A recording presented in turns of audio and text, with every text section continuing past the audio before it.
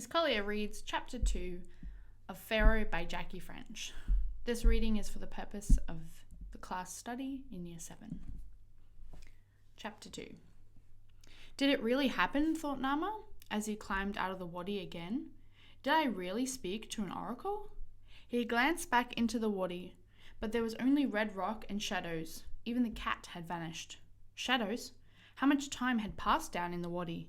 He was going to be late. He broke into a run as he headed back along the cliff. Down below, on the river, men fished from their small reed boats. Teams of naked workers repaired dikes, lifting baskets of mud up to the thick walls that protected the town and the palace, its painted colonnades gleaming in the sun. Those are colonnades. Other dikes protected the orchards, with their tall date palms, sycamores, figs, grapevines, and carob trees, tiny islands in the flood. From up here on the cliff, Nama could see the rounded shapes of the giant stones that marked out the boundaries of the fields too. More workers planted papyrus, sedges, and lotus in the shallows, all the while keeping an eye out for crocodiles lurking in the water. A crocodile had already taken a small boy a few days ago.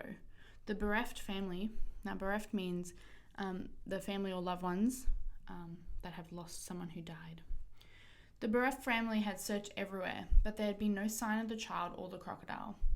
As he ran, Nama shivered at the thought of the child's small body being pulled down into the dark water. The croc would be sleeping off its meal now, its long body the same colour as the mud. Nama glanced back down into the wadi. Maybe tomorrow the oracle could tell him where the crocodile was before it could kill again. There was so much else he could have asked her. Tomorrow, he thought. I will speak to her again tomorrow.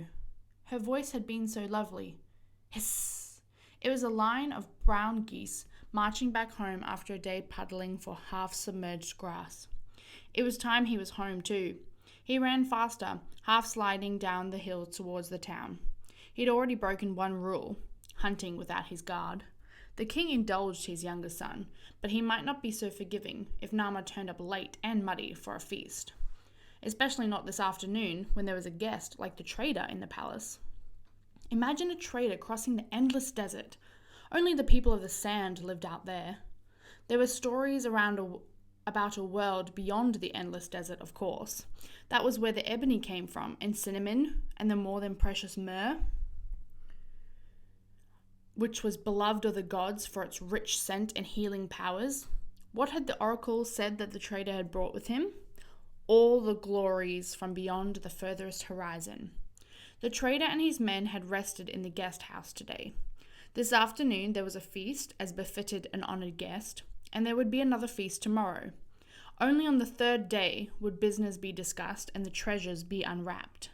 And on the fourth day the trader and his men would be gone before the dew had risen from the ground. This was tradition. No guest stayed for more than 3 days of hospitality. One day I'll have to deal with traders by myself, thought Nama. One day when I am king, I'll be the one who bargains our grain for ebony or ivory from the south. The thought excited him. He was near the town now. He splashed through the shallows up to the dike, then ran along its top till he reached the gate in the high mud brick walls. The first defense against the attacks of the people of the sand from the desert and the people of Yubu to the north. Now that the water was falling, Nama could see where the floods had eaten chunks out of the walls. They have to be repaired as soon as the water recedes a bit, thought Nama automatically. That was the first question he'd ask the oracle tomorrow, he decided. When would the people of the sand attack next? And was there a way to arrange a truce with them, as his father had done by arranging a marriage between Nama and the princess of Yubu? Now he was through the gate and into the main street. Past Seto, the flint knapper, past the barbers, still with a few customers to be shaved and oiled, past the bakers, their ovens cooling now in the late afternoon. People stopped their work to stare at him as he ran past, to smile and bow. One of the bakers shuffled out, his body bent over as he held out a gift for Nama. For you, O Golden One, may your beauty live 1,000 years, he cried, still bowing respectfully. Nama stopped and accepted the offering. It was a flat cake of date bread, sweet with wild honey and rich with sesame seeds. Nama bit into the soft crust and smiled. Thank you. Phenotop, isn't it? The man's face lit up at having his name remembered. Yes, O Golden One. Blessings on you and your father's house. Blessings on your house too, Phenotop, and on your good bread and your oven. Nama broke into a jog again, still munching on his bread. It was undignified, running and eating in full view of the people, but better than being late. And besides, he was the Golden One. Whatever the Golden One did must be right. The palace stood higher than the rest of the town, on its own man-made hill, surrounded by high walls that were topped with sharp stones. Nama climbed the steps and ducked through the low stone archway that led into the first courtyard with its long pool and fruit trees. From here he could see the other courtyards through the colonnades, the women's quarters, where father's women lived, and further along the servants' quarters. Then on the other side, the kitchen courtyard, with its lotus pools and fish ponds. Nama glimpsed the flickers of a fire already lit for the afternoon meal, a platter of vegetables waiting to be peeled, giant pots of palm sap or date beer brewing in the shade of the date palms, and women sitting in the shade of the acacia and sycamore trees, grinding the wheat and barley for tomorrow's bread. The guest quarters were in their own walled area beyond the main palace, though guests were attended by the palace servants. Guests were strangers, so it was safer not to admit them into the heart of the palace themselves. Nama's rooms were near the king's. He had moved there from the women's quarters when he was 6. His brother Hawk's rooms were further away, fine rooms, as befitted a son of King Scorpion, but neither as grand nor as close to the king's as Nama's were. He could hear old Seknat's cough as she approached while he was washing his face and arms in the basin in the corner of his private courtyard. Seknat had been his mother's nurse, then his nurse after his mother had died when he was born. So now we know that Nama's mother has passed away. And Seknat was his mother's nurse and now his nurse. Sometimes Nama wondered what it would be like to have a mother.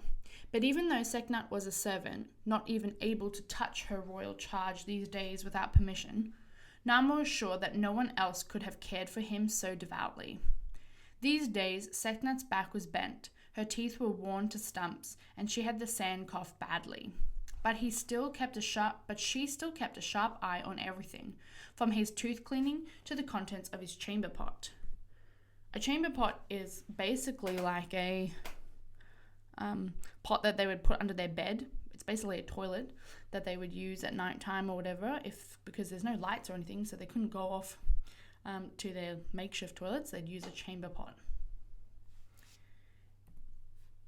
Nama grinned at her affectionately as she draped his clean kilt over the big wooden chest in the corner of the room. I know, I'm late. Seknat gave a shadow of a bow, then sat on the edge of the bed and peered at him short-sightedly. It was forbidden to sit without permission in the presence of the royal family, but no one had ever had the courage to remind her. Look at you, barefoot like a baker's boy. Where were you? Other servants would have bowed to the ground, called him Prince or Golden One, but it was unrealistic to expect someone who had wiped your bum as a baby to do all that. Hunting? Your royal father sent for you. I had to tell him I didn't know where you were. Seknat sounded as though the crime of not telling her was far greater than that of disappointing a king. Nama grinned again. I bet he guessed where I had gone. He used to slip off hunting when he was my age. Your feet are dirty. It's not seemly for a prince to be seen with bare feet. My sandals slipped on the rock. Nama rubbed the dust off his chest with a damp cloth, then began to wash his feet as well. You should bathe properly. No time.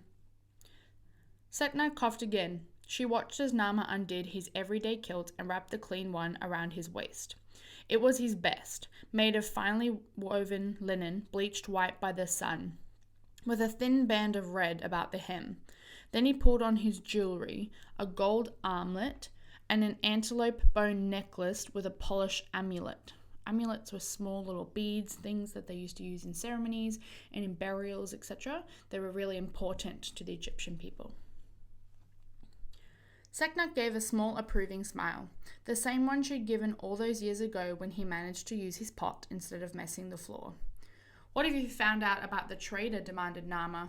Seknat heard everything that happened in the palace. No servant would dare keep a secret from Seknat. His men are polite and they know how to wash and not throw their bones on the floor. She wrinkled her nose. "But that animal of theirs smells." "What animal?" Nama dragged a comb through his long hair. "They have a..." She broke off as the sound of a flute filtered through the colonnades. The feast had begun. "Hurry," she urged. "Your royal father will be annoyed." "Do I look all right?" Seknat inspected him. "You'll do." Other people heaped praise on the golden one, but this was as close to a compliment as Seknat ever gave. Nama patted her hand. "I'll save you a hunk of hippopotamus from the feast." Seknat's eyes almost vanished into her wrinkles as she glared at him. "And how would my old gums eat hippopotamus? Nasty, tough meat it is." "Every hippo we eat is one less that's in the fields," Nama said. Hippopotamus were the worst pest at flood season, pushing their way through the carefully built dikes so that the water flooded into the orchards and swamped the trees. "The cook has made mutton bread," said Seknat, trying to sound casual. Sheep's meat was reserved for the king and his family, an honoured guest. That would be because sheep would not really be that common in Egypt, so it would have been a very expensive and valuable meat, and so that's why it was kept for the king. Nama knew Seknat loved the tiny pastries filled with mincemeat, fruit, and the soft fat from the sheep's tail. "I'll save you some," he called as he ran out the door.